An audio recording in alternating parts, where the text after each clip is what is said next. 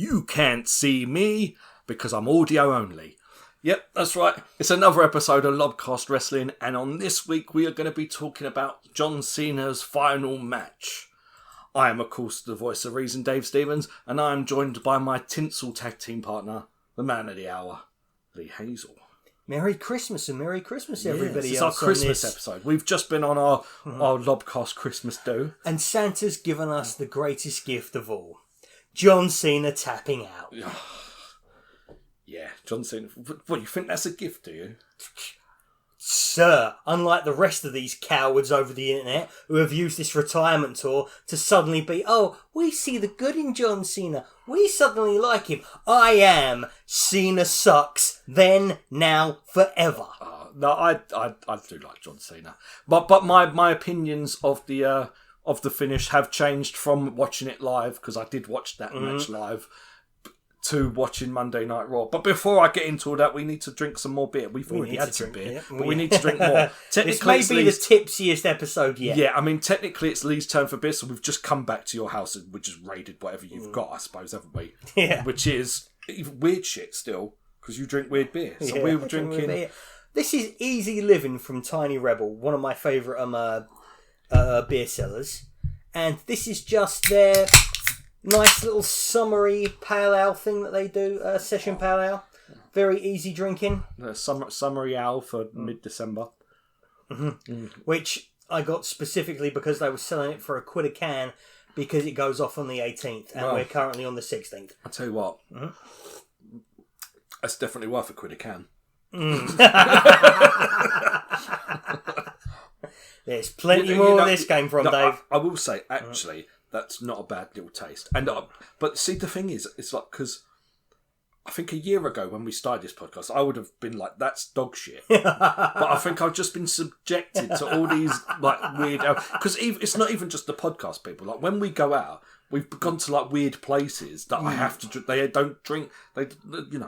They don't have Budweiser on tap and things like that. I have to have weird... I mean, what was I drinking where we just came from? You were drinking Madry, which is a bog standard Spanish lager. That was a normal ale, but I've never heard of that one before. So that was quite nice. But yeah, this ain't too bad. So this is Tiny Rebel Living Easy. Tiny Rebel. I've heard that before. Have we drunk Tiny Rebel before? Very possibly. They are one of my favourite brands. We might have even drunk Easy Living off of them before. When I hear Tiny Rebel, I think of music for some reason. Is that like some... Are you thinking Tiny Dancer, possibly? Elton John? No, how would I get Tiny Dancer from Tiny Rebel? Well, Tiny.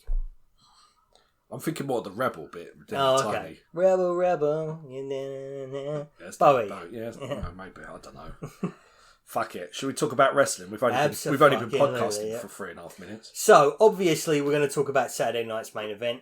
Do you want to talk about the main event first, or do you want to talk about the main event later? I think for the people that have waited an entire 4 minutes to hear it, we should just give them the main event first. And then, because I do have opinions about the other, because I really enjoyed the whole show. It was probably my favourite Saturday night's main event of the year. Oh, yeah, absolutely, yeah. Easily. And I would say, honestly, genuinely, maybe second only to Evolution as far as WWE events go for the entire year. It was probably one of WWE's best shows of the year, yeah, definitely. Absolutely, yeah. Right, so I think, seeing as how we teased it, I want to hear your opinion of the main event, but not the opinion you had of it now, the opinion you had of it I'll give as the it opinion happened. as it happened, and then I'll lead into... So I actually, because I don't normally watch this crap live, I whiz through the shit, but I was up late, and I thought I'll watch a couple of matches since it had already been on about half hour, and I whizzed through and I caught up, and it got to the point where I was like, I'll watch John Cena's last match since I'm awake anyway. So I watched this match, and the match itself, I thought was a really fun match. I thought it was really good. It's definitely one of Cena's best matches, varying opinions, because I really like the AJ Styles match. I like the nostalgia feel there.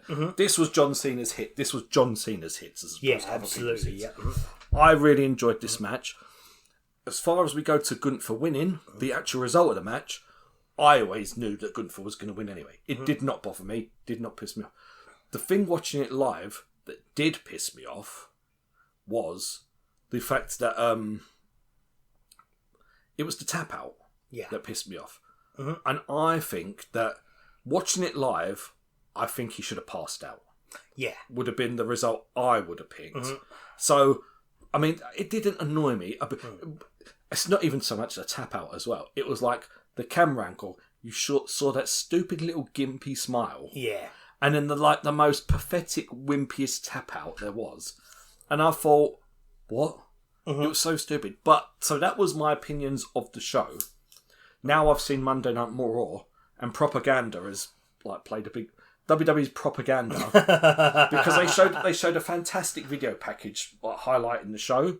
So obviously we got all the positives and no boos and all that crap. Yeah, man.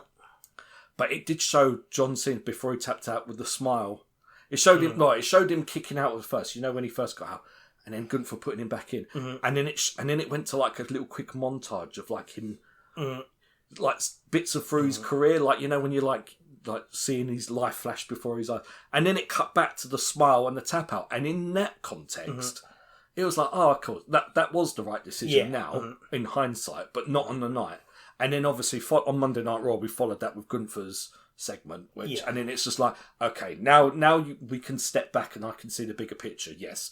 But for the night itself, I would have gone with the pass out, rather than having the man whose whole thing was never giving up. Yeah. So, firstly, may I just say, I think this is easily, by far and away, I don't even think second comes close. I think this is easily John Cena's best match of this year.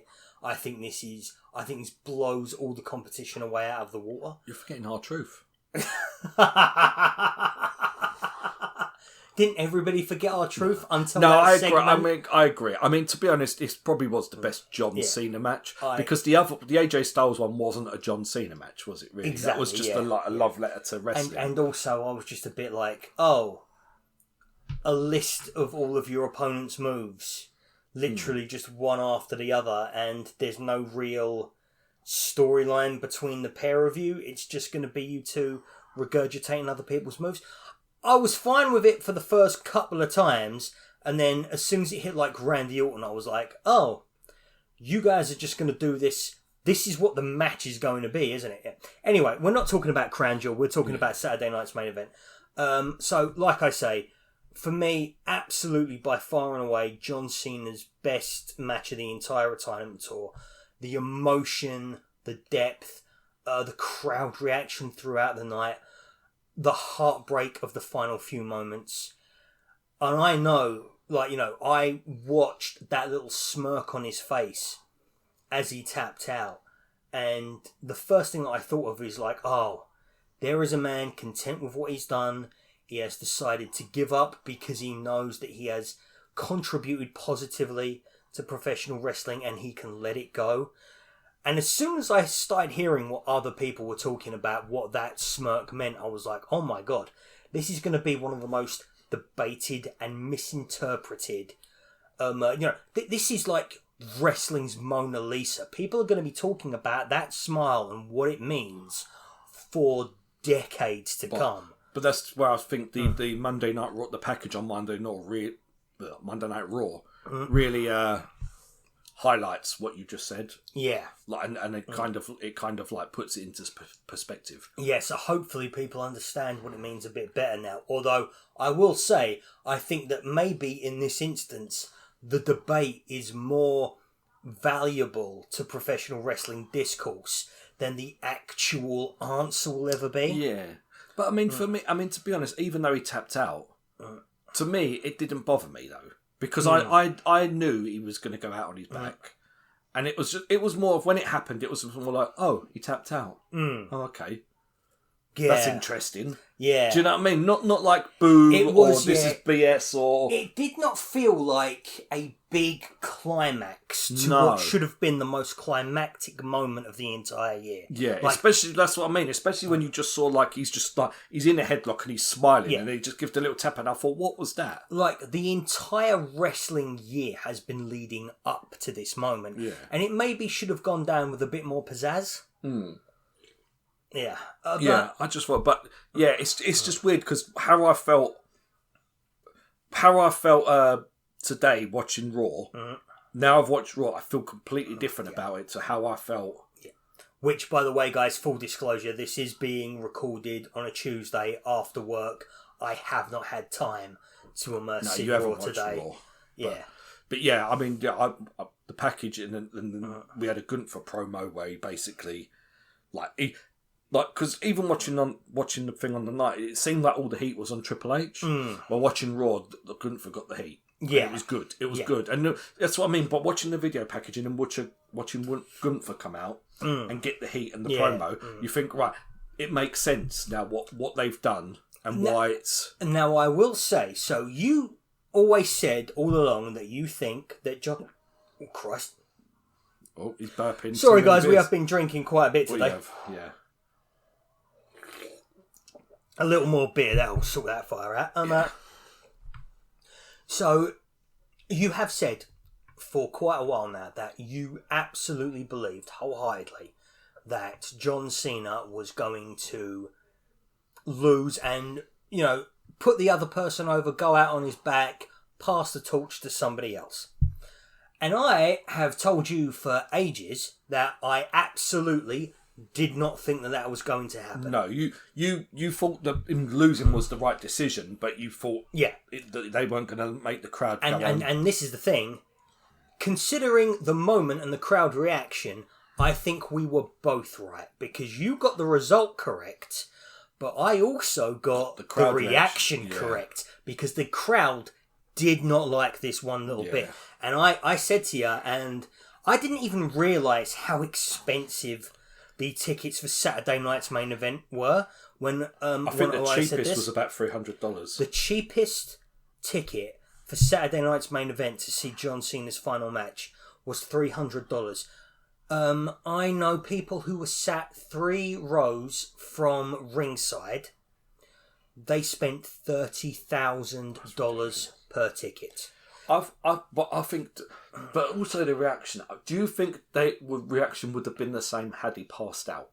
I think Cena losing would have been met with resounding boos for the booking, no matter what. But do you think it would have been less had he passed out? Yeah, it would have been less. It wouldn't have been quite as extreme, but I still think that Triple H, the person who, has billed himself as the Dana White of professional wrestling, would have had to taken the heat for that because he's made it seem that he's the one in charge of all of these decisions. Unless it's been convenient for him to blame Cena for it, then he says that Cena's in charge of how this retirement tour is going. Yeah.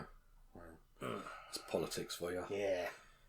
Which one thing I will say, I do believe that one of the reasons why Cena's final run has been slightly underwhelming is because this is real conspiracy theory talk. This is total speculation on my end.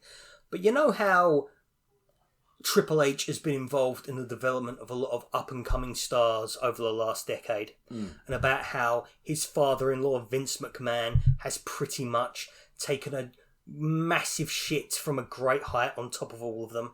Like, Shinsuke Nakamura did not do bugger all except for on a WrestleMania mid-card match, he low-blowed AJ Styles. Sami Zayn has never been world champion. Kevin Owens was world champion for the briefest of moments before Vince McMahon took it off of him to put Goldberg versus Brock Lesnar in the main event of WrestleMania. I think that this whole thing, especially the thing that Michael Cole said at the very end of this match, professional wrestling has destroyed sports entertainment, is Hunter getting his revenge on Vince.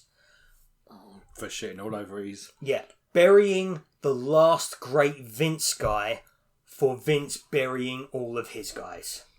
Well, can I take my tinfoil out off now? Go for it. Right. Well, now the UFOs are going to be able to get in. It's true. I mean, to be honest, I always thought John Cena was going to lose. And I think that would have been the plan no matter what. I think John Cena was going to lose anyway, but I feel like the mediocrity of the last 12 months of his booking... I mean, to be fair, the thing that confused... I mean, until I watched Raw, the thing that confused me all this is why did they pick Gunther? Yeah. Because Gunther got rid of already retired Goldberg. So why did they pick Gunther? But I mean, seeing Monday Night Raw, it's like, okay. But I mean, see, now rumour has it that Brock Lesnar is retiring at SummerSlam in Indianapolis next year. And rumour has it Gunther's going to retire him. Now that's a great story. The problem that I've got with it is why on earth did they not at least book one promo for Cena to do whilst Gunther was in the ring? Yeah, I don't know. That is maybe like my biggest unanswered thing that no one has got any answers for. I think what's happening there, because you haven't watched Raw, but before Gunther left the building, there was like a little quick face-off of AJ Styles. Yeah. Who also is reported to be retiring in 2026. Hopefully, just from WWE. I'm really hoping that if AJ Styles has a little retirement run in WWE and goes, then he might turn up somewhere else. Yeah, I doubt it. Or a few other places. But see, I think AJ Styles might... But the thing is, we don't really know when AJ Styles is going to leave. So could Gunther retire AJ Styles soon and then retire Brock Lesnar in the summer? I mean, that would be a hell of a thing. But also, does that not just mean that WWE have used John Cena's retirement match to effectively build to Brock Lesnar's retirement match? Possibly. Instead of having it be like its own thing. Yeah, but also it is putting Gunther over as the man who retired Goldberg, Lesnar, Cena, possibly AJ Styles. Yeah, possibly AJ Styles. Possibly even Chris Jericho. So, one thing I will say though. One of the big centres of debate for this match has been, why did Gunther need the rub? Like, Gunther doesn't need the rub. Like, he doesn't need to be built as a heel. People were booing him in that building in the first place. Yeah, but you haven't seen Monday Night Raw. The reaction on Monday Night Raw was a hell of a lot more different compared to what he had previously. So here's what I am going to deposit to you right now. What is my personal feeling behind this crowd reaction. Sorry to interrupt you, but with your tinfoil hat back on, though, if we are talking about the death of sports entertainment and the rise of pro wrestling, pushing Gunther as the biggest heel ever is pro wrestling. I mean, yeah, like don't get me wrong. All of this to me is, I have just seen the most hated wrestler of my 2000s, my 2010s, not so much my 2020s, as he's not been as big of a part of that. The guy who I believe represents the least of what I love about professional wrestling be beaten to a definitive end by the person that I believe is like one of my most loved things about professional wrestling. And the fact that WWE are doing this, it feels too good to be true. It feels like I am about to wake up and actually it turned out that John Cena beat Gunther in 3 minutes. He's facing Logan Paul at Saudi Arabia WrestleMania. And he's going to take the world championship with him. And, blah, blah, blah, this, that, and the other. I don't deserve nice things. I'm a self-loathing human being. But also, I think the thing is, to me, it looks like they're going to try and build a heel that people actually hate. Because the thing that's a big problem with the heels. Yeah, like you put Bron Breakker's a heel, but people actually like him. Yeah. Apart from Logan Paul, but Logan Paul's just a dick. Yeah. Like people just don't like him anyway. And he has shown that if you actually you give Logan Paul the ball and you try to make him a proper professional wrestler, he's not really got it. But you look at the other heels in the company. Yeah. Seth Rollins, he comes out, he gets cheered even though he's a heel. Oh my god. I could go on for ages about the fucking about Dominic Mysterio and Seth Rollins. You have even people like when Roman Reigns is playing a heel, he's still getting cheered and people are doing the acknowledge thing and all that business. You know, like all the heels, there are people cheering. Gunther got booed on Monday. Gunther will get booed 100%. It's not going to be like Seth Rollins, where Seth Rollins says something funny and everybody cheers. Yeah. And then he calls the crowd a load of sheep shaggers and then everybody boos. And then everyone starts cheering, and then chanting it. Yeah. Or they'll sing his song Yeah. Like no one, like as soon as you hit a dude, it was just like. I don't know what anyone's role in WWE is right now, because it's not even just like, even faces. The face will come out, say something that everybody loves, and they'll get cheered, and then they'll talk smack about a wrestler that everybody likes, but it's supposed to be a heel, because and then they'll get booed. So I think if they're building up to a heel that everyone hates. Yeah. It's a good thing. And that is, honestly, yes, that is a very good thing for professional wrestling, very good thing for WWE, because honestly, when I heard the boos in the building for Gunther, which I thought was some of the best heel reaction that I have heard all year, I could not help but think that this isn't because you're booing him as a heel. This is because you don't want him in this match in the first place, and you think that this spot should have gone to LA Knight. That's what I thought from a load of those people in the building. And I still think that there is a possibility that the crowd booing, because I haven't seen it yet, but I have heard from several people that the reaction that Gunther got on Monday Night Raw was nuclear.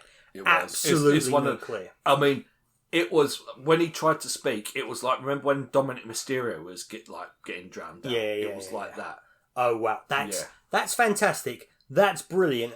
I just hope that it is the right kind of heat, not go away. And the thing is, his promo, it wasn't even, literally all he said was, I did what I said I was going to do, and I made John Cena tap out like a little bitch. Yeah.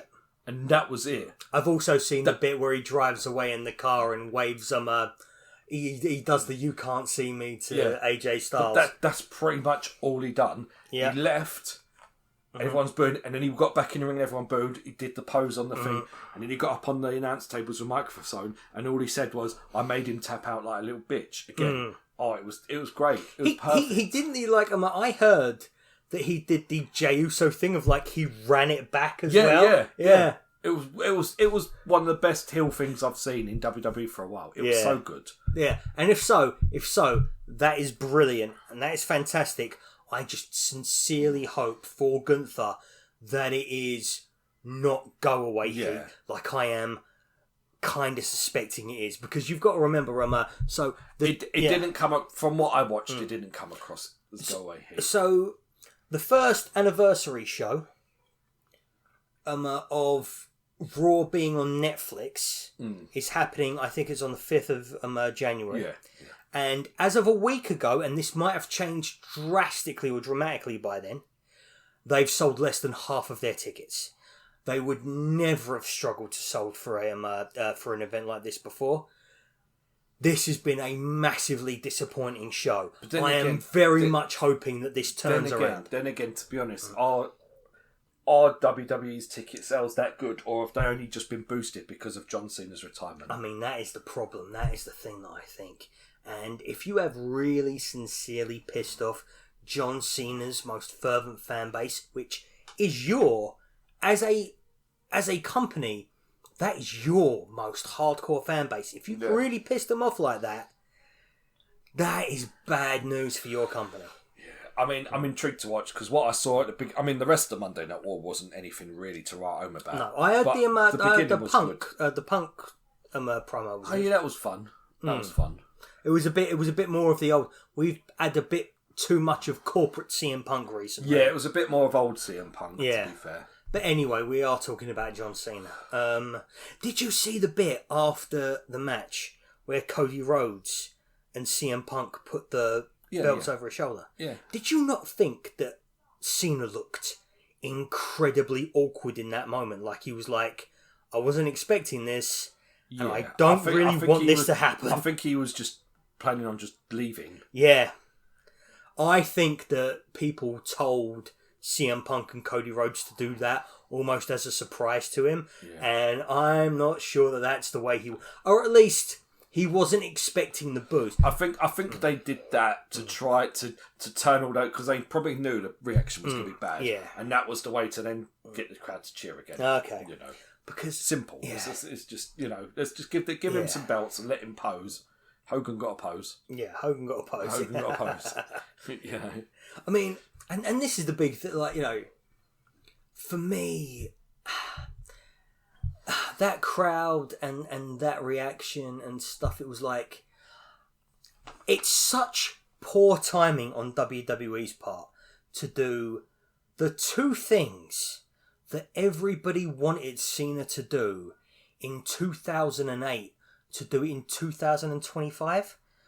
Because you got to remember, in the 2010s, people were begging John Cena to turn heel like he did at the end of this year, because the crowd were completely split. Everyone was going between let's go Cena and Cena sucks. It is one of the most legendary runs of main event WWE booking, where half of the crowd absolutely love what they're seeing and half of the crowd absolutely hate it. Yeah. But in the year of our Lord 2025, no one's doing that. Everyone's on board with Cena. I mean, everyone loves Cena. I remember seeing him at the O2. I can't remember the year it was. I did recommend the match, and I do believe in the Wrestle Club, in the Wrestle Club playlist. I did recommend it a while ago. It was him and Shawn Michaels, and I had not that I particularly hated Shawn Michaels, but I had so much fun booing him. Yeah. And cheering for Shawn Michaels, because I remember I went. It was me, my now wife, our friend Mark and his missus. Yes. And me and Mark were booing Cena, and the girls were cheering. So gutted I never went to see that with you. And I'm so gutted. It was us two boys were booing the shit out of John Cena and cheering Shawn, because Shawn Michaels was our guy. Yeah. And them two cheering. You had good seats as well, didn't you? No, they were kind of high up. Oh, were they? Oh, okay. They weren't bad seats, but they were kind of I thought you were right next to the entrance ramp. No, the thing is with the O2 though, you can see everywhere you sit though. Yeah, there's not a bad seat in the O2. There's the reason why we had such a good time at Forbidden Door this year, yeah. I mean, the one's right at the top, you could say, but that's just if you're a bit iffy with heights. But there is not a bad seat in the O2. But yeah, that was, John Cena, it was just, there was a point in time, I think the thing about John Cena, there was just a point in time where it was just John Cena and there was no one else. Yeah.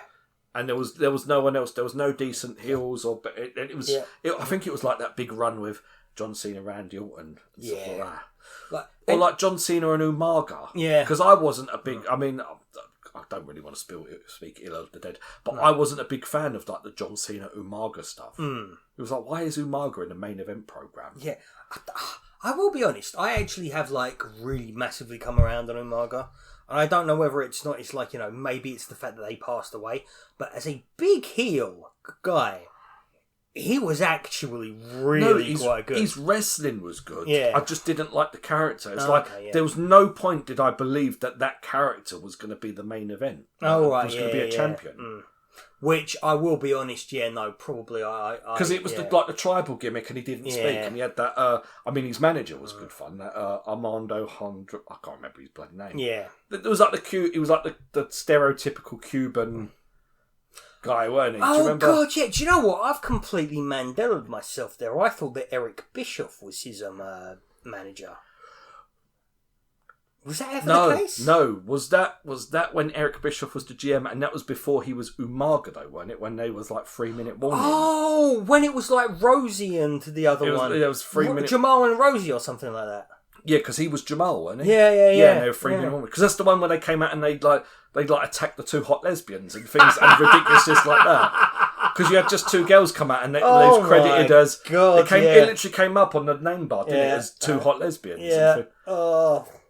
Yeah, so you do remember something. Oh, but the ruthless aggression era, we hardly knew you. He had the Cuban manager all in white. I think it was like Armando Alejandro Estrada or something. Do you know what? I can picture him, but I just do not. And he was good. He was a great character. But it was just the Umaga character. It was just like I didn't expect Umaga to be a world champion. Yeah. So, but okay, so the things for me that really made me turn against Cena.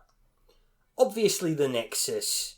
That was a big one. I wasn't watching at that point. Yeah. I wasn't watching at any of this point. But the big one for me, that is... And granted, this maybe is even further towards the point where people have turned their minds on Cena. But Cena beat not just Bray Wyatt, he beat the entire Wyatt family and stood strong against them at the end of the day. And that is something for which I could not nor ever forgive Cena for.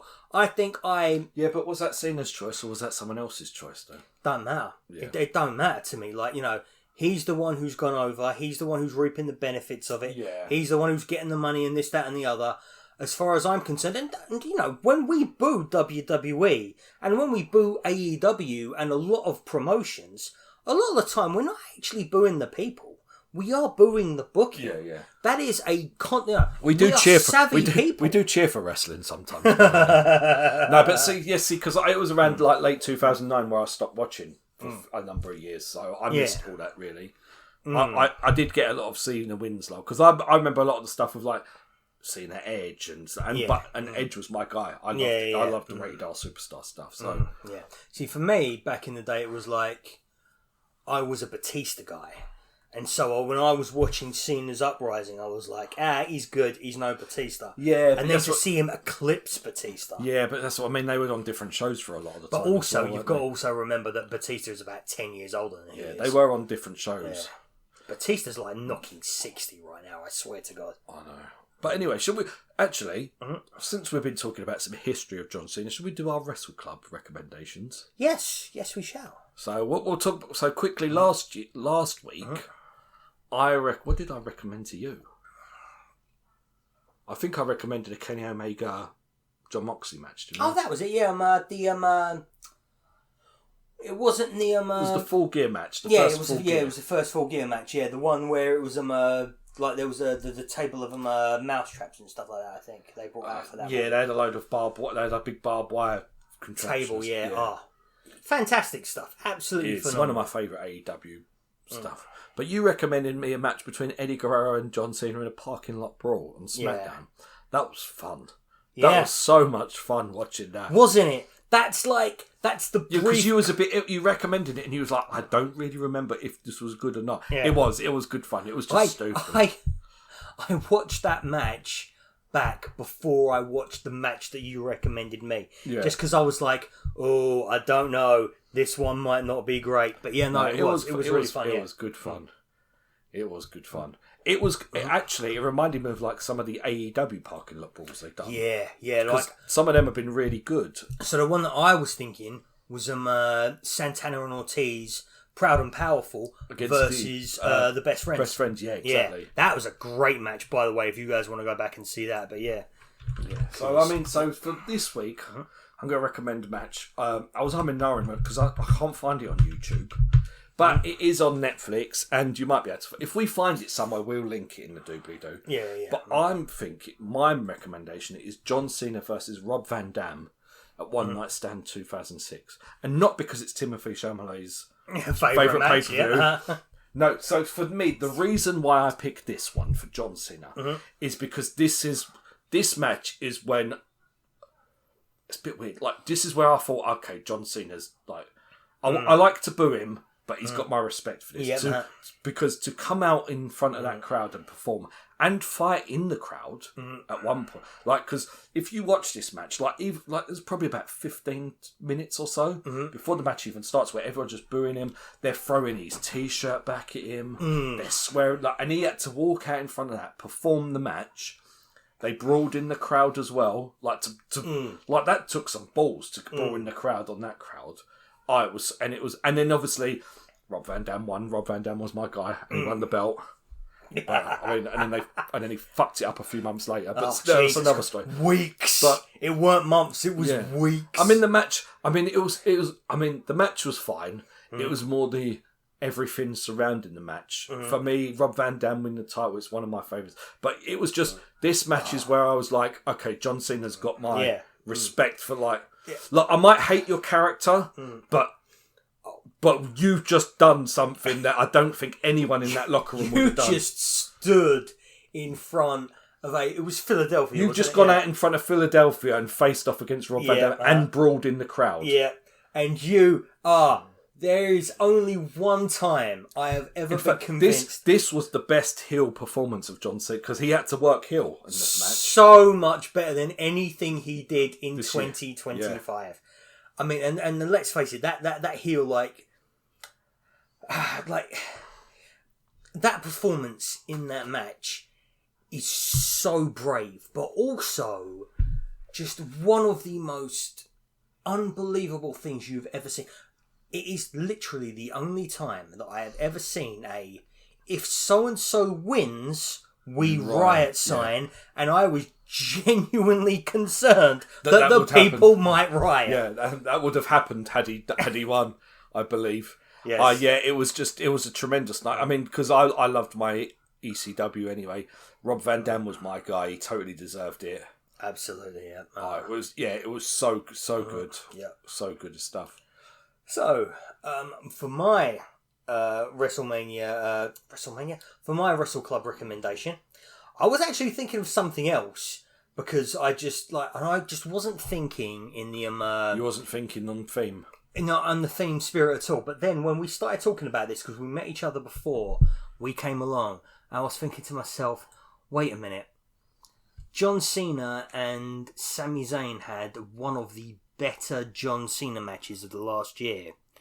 But I actually think that they had a better one in what is my absolute favourite period of John Cena in history. And genuinely, one of my favourite periods of WWE wrestling whatsoever. The United States Open Challenge, in which Cena had great matches against guys like Neville, Cesaro, Kevin Owens. And my choice here, the one that he had on the 4th of May 2015 against Sami Zayn. 10 and like a half years ago now. This took place on Monday Night Raw. What an absolute barn burner of a match. One of the best TV matches that John Cena's ever had. I probably personally would rank this second only to his match with Shawn Michaels. What an absolutely fantastic match. It is available on WWE's YouTube. We'll put it in the doobly-doo. Yeah, we'll link this. This will be in the description, doobly-doo down below. We'll try and find something for the one night stand match, but that is available on Netflix or wherever you find your WWE pay-per-views. Hopefully we can find it on I couldn't find the full match on YouTube. We might have to bend a few rules. It might be in the archive match. Yeah. Normally I don't. On the archive channel. We've got to the point where I don't like to recommend things that people can't watch on YouTube. But because it's for me, I mean, otherwise I would have recommended John Cena, Shawn Michaels, but I already did that on the previous thing, and it's already in our playlist. Yes. So all these Wrestle Club matches are also in a playlist as well that you can find on our channel. And it is one of the finest collection of matches that I think has ever been put together. Apart from the Bruno Sammartino one. Fuck me. Do you know what? I thought there's a couple that I've recommended to you that you might do that joke with. I was expecting it to be the Dean Ambrose Chris Jericho match. Oh yeah, that was dog shit. Yeah. I didn't say that all of the recommendations would be good ones. I just the ones say I they're historically significant. To be honest, most of mine were good ones, apart from the Halloween Havoc one. I mean, and that's just funny. That's just funny. Like genuinely, maybe I remember more of that than a lot of the really good ones that we've recommended. Yeah. Well, let's just raise a glass to John Cena. And then I suppose you're going to get some more beer. Yeah, I was going to say I'm going to down this one. Right, well, I've got a little bit left. I will have another one, though, if you're going. Right, well, in that case, then, plug the socials. I'm going to plug will not be long. Right, well, he's going to go get some beer. I'm going to plug the socials. And then when he comes back, we're going to talk about the rest of Saturday night's main event, because actually there was some good stuff on it. But he's going to get beer. It's social plug-in time. So, social media, we are on at LOB Wrestling on pretty much everything. X, Instagram, I was going to say Twitter then, but that is X now, isn't it? We're on Blue Sky. Actually, Lee is very active on the Blue Sky now, so that's probably a good one to go on. We're on Threads as well. That's basically Instagram, innit? Let's be honest. So, we're on all that at LOB Wrestling. Also, the podcast is also on YouTube and Spotify, depending on where you're listening now. Your preference of choice. Just look for LOB Cast Wrestling on those platforms for your wrestling goodness. Oh, pardon me. This beer is quite nice. I'm going to sip some more of this beer. Hopefully he comes back with those with those cans. And and saying that, our next podcast, we're hoping we might get enough, because we're coming up to Christmas. He's come back with it. We're coming up to Christmas now, so we're hoping we might get another one out between Christmas and New Year's, where we'll probably maybe talk about World's End and hopefully give us some end of year awards for some wrestling. So that's some serious, some not so serious. Some serious, some not. Yep. So that's the plan. He's back. I've got more beer. That was actually quite good then. I didn't stumble at all there. I actually waffled on. Oh, that's brilliant. I must just need to get tanked up before I waffle on. I will say some of our best matches have been some of our best matches. They've all hardcore matches because we do them in the street. Some of our best shows have been when we've had. We've had a few when I've had a couple before. I don't know if you've ever had a couple before we've recorded, but I certainly have. I mean, I remember one where we drank a load of caffeinated beer. And I think he's our best one. Yeah. I mean, it was like bouncing off the fucking walls. Yeah. But yeah, so we've covered John Cena's final match. There was an entire show that was really good that I suppose we'll just go from. So it kicked off with Cody Rhodes versus Obafemi. Yes. I really enjoyed this match. I like Obafemi. I like. He's one of the best things on NXT, in my opinion. Obafemi's entrance is one of the most awe-inspiring things that I have seen in WWE. He does not need much in the way of enhancements, but the little that they give him goes such a long way. I am very surprised they put the NXT title back on him rather than call him up. Yeah.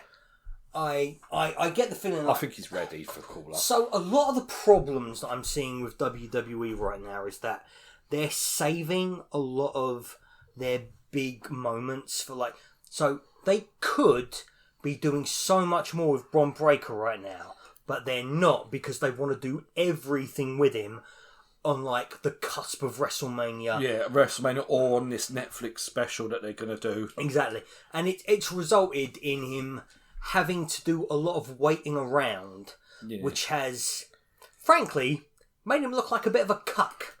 Yeah, but every now and again. It makes all your other shows missable as well, doesn't exactly, it? Yeah. So this week, for example, on Raw, now I did not know about this. I did not watch Raw myself, but from hearing other people talk about it... you had a nice chair in the fucking corner cucking away. Yeah. Oh, yeah. So you didn't watch it, did you? So basically... we had a backstage segment with him, and he was basically telling Paul Heyman that he wanted to attack Punk. We went through the rest of the Vision, talking about their problem, Logan Paul talking about Rey Mysterio and thingy problem with LA Knight and all that. But then we had Bron Breakker saying he wanted to get CM Punk, and Paul Heyman basically saying, no, don't do that. You've got 20 odd days till your match on the Netflix special. If you hurt him now, he won't make it. And you just think that... This is exactly the reason why Stone Cold ditched Ted DiBiase. One thing that I have been doing for the last couple of weeks is I have been charting the progression of Bron Breakker since his NXT call-up to now with the... and comparing that to the ascension of Stone Cold Steve Austin. Stone Cold Steve Austin was allowed to do so much more shit than Bron Breakker currently is. It is unfucking believable. The matches with the Hart Foundation, Savio Vega, going up against The Rock and Mick Foley, all before he has his first championship match with Shawn Michaels. Yeah. And I don't think that Bron Breakker has had anything comparable to that kind of run. Didn't Austin already win a Royal Rumble before? He'd won 2 Royal Rumbles before facing Shawn Michaels. Yeah.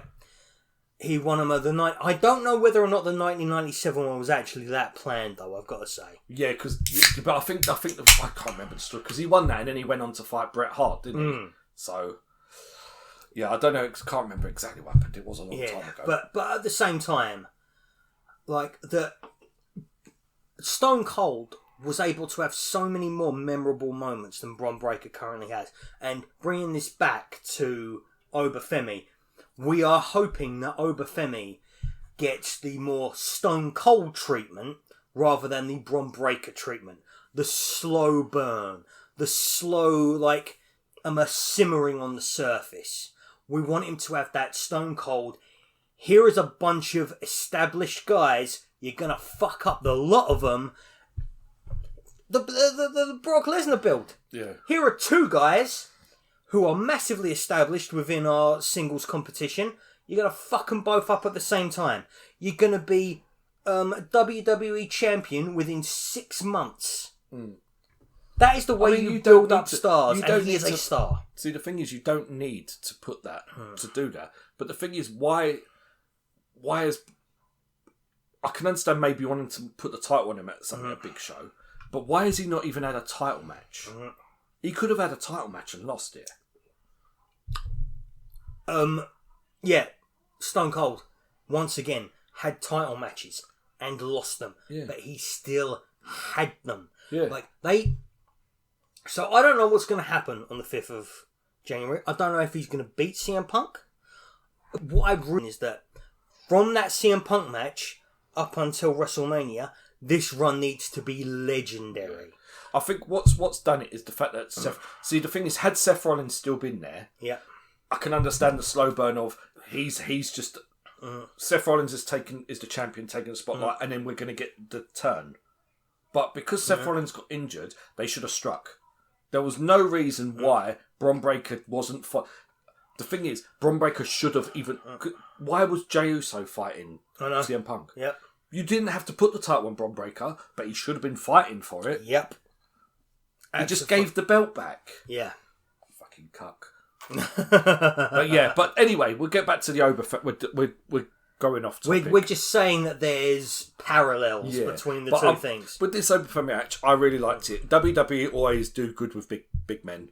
Yeah, it was really good. The only thing I didn't like about this was the finish. Yeah, the finish actually made me angry. Yeah, there weren't a finish. It was just like, why? Why couldn't there have been a finish? Why couldn't you have had? You could have had Drew McIntyre cost Cody Rhodes the match. Yeah.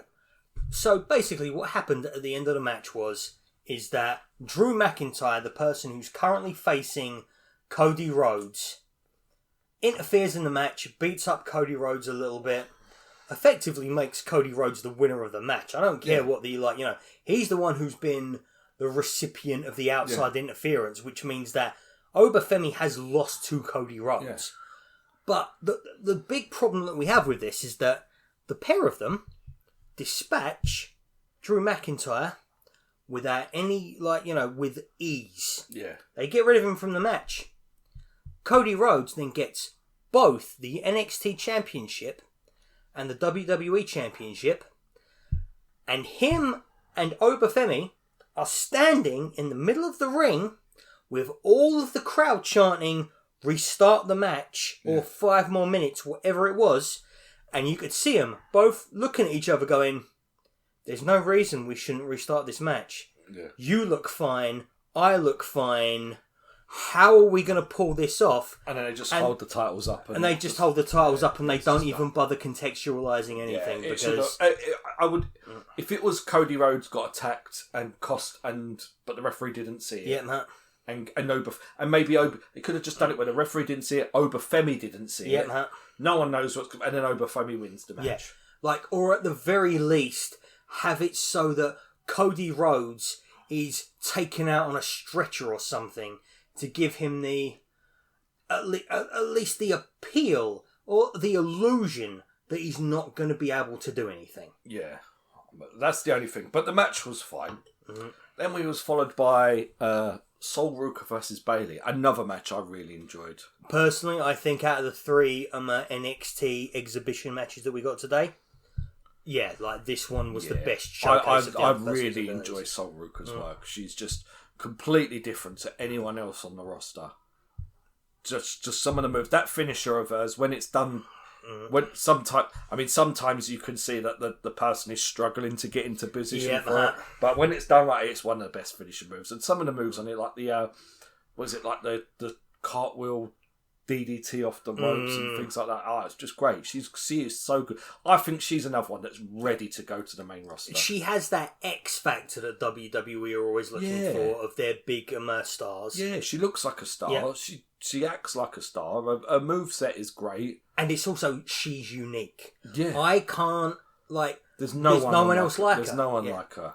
And I also, personally for me, that theme music, I fucking love me some surf rock. I absolutely love me, yeah. She's good. Mm-hmm. So I really enjoyed that.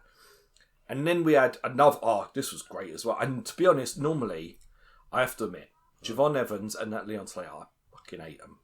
Really? Not their wrestling, I just hate them. They just sound like a pair of bumbling idiots when they speak. Because Javon Evans sounds like a fucking idiot anyway. But that Leon Slater, because he's English, isn't he? And he's from Brentford, so, you weren't born with all the gifts. Not too far from where we are. And he just sounds like one of these little fucking rude boys on the street that I just want to smack in the fucking head. When they talk, they just piss me off. But their wrestling was really good. They sound like Gabe Kidd from New Japan. Exactly. But I can't. That aside, their wrestling, this match that they put on with AJ Styles now, what a great exhibition match. Yeah. I'm sad that I have not seen, because I know that Leon Slater has been very involved with the professional wrestling, with the British independent professional wrestling scene. Yeah, I'm sad that I have not gone to see him. Well, he got taken off a show to come on to this. Well, to be honest, I mean, he's an TNA guy. He's going to be a WWE guy very soon anyway. Absolutely. He's 21. Yeah, he's 21 years old. They're wrestling him and Javon Evans. I have to admit, their wrestling is good. Yeah. I just can't stand them when they're cutting promos. They just fucking sound stupid to me. They irritate me like more than Jey Uso. Oh my god. Oh, good lord. Don't say that. They're only young. Jesus. Me.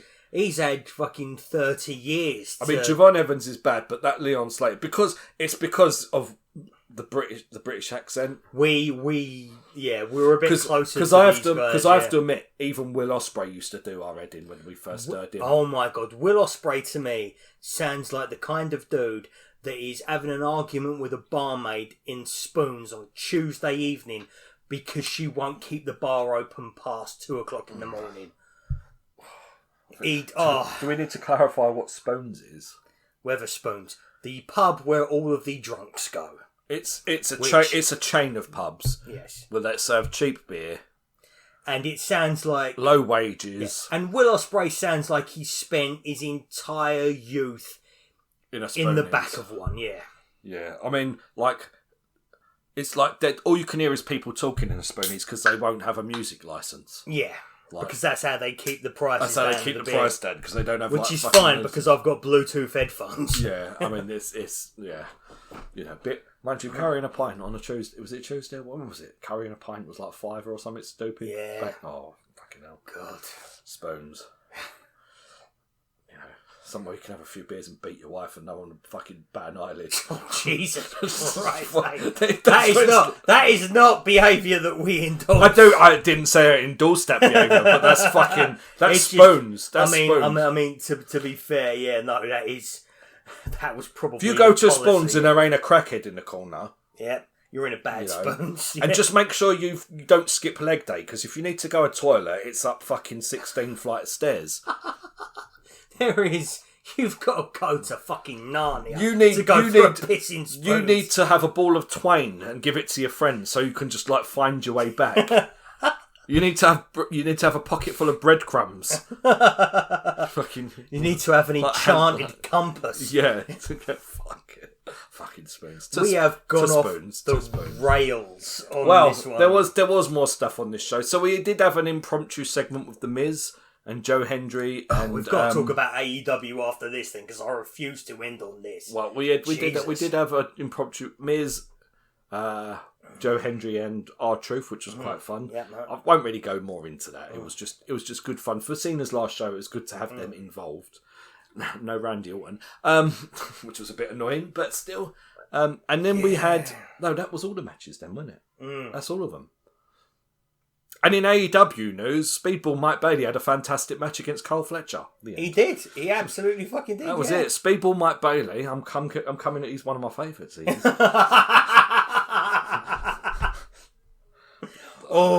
You rotter! I have to admit, you've changed your ways. Speedball Mike Bailey. This match, I'm going to put here. If Speedball Mike Bailey ever finds this podcast and B ever manages to get to 55 minutes of this shit, he's got better things to do with his time. Surely. I would like to formally apologise to Speedball Mike Bailey for any negativity I've ever said about his wrestling. Well, to be honest, I always said he was alright. I just didn't like his one-on-one matches. Yeah. And he's had a one-on-one match. This was fantastic. Mm-hmm. Well done, Speedball Mike Bailey. Yeah. I'm going to give you some credit. I don't want to put a down on and say it was probably Carl Fletcher's fault that it was a good match, but you did good. There's two. Yeah. It takes two to tango, so I'll give you your credit. It was good. And also, let's not talk about Carl Fletcher too much right now because he might be coming up in a subsequent podcast. He might be, but I've started listening to his interview with Chris Van Vliet. It's been really? Yeah. Oh yeah, no, that only came out like today. I was listening to it when I was walking towards you, so I listened to about half of it. There's been some good interviews. There was a Chelsea Green one within the last week that was really good. Yeah. And John Cena. John Cena's one was really good. So yeah, shout out to Chris Van Vliet. Yeah, in fact, try and see a few of John Cena's interviews that he's given in the past week. Some of them have been very insightful. Yeah, I am grateful for Chris Van Vliet. Yeah, man. There we go.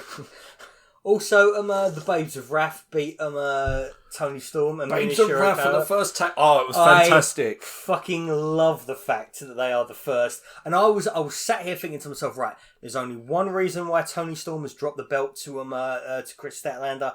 That's so she can be the tag team champions. Yeah. And when the Babes of Wrath beat them, my heart was in my mouth. However, I do feel like Tony Storm and Mina Shirokana are going to win those tag team belts fairly soon. Oh, do you? I feel. What do you think they're going to do? I think the program is going to be them at some point. But yeah, I do feel like they're going to win it sooner rather than later. But I'm very happy that Willow and Hardy Cameron got that because they've been for me, like especially Hardy Cameron coming from doing that QT TV shit. Yeah, I couldn't coming out and singing. It pissed me the fuck off. Oh my god, she's like the biggest turnaround of the entire year. And I'm not being funny, she's not any less annoying. It's just her character is just so much fun. Yeah. Her wrestling is improved vastly. Yeah. She's a positive annoying.